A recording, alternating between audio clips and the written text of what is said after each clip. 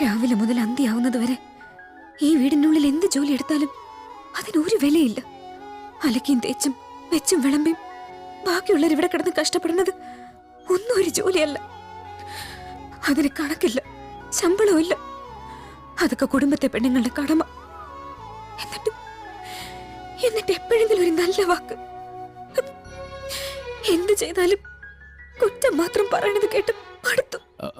Bindu,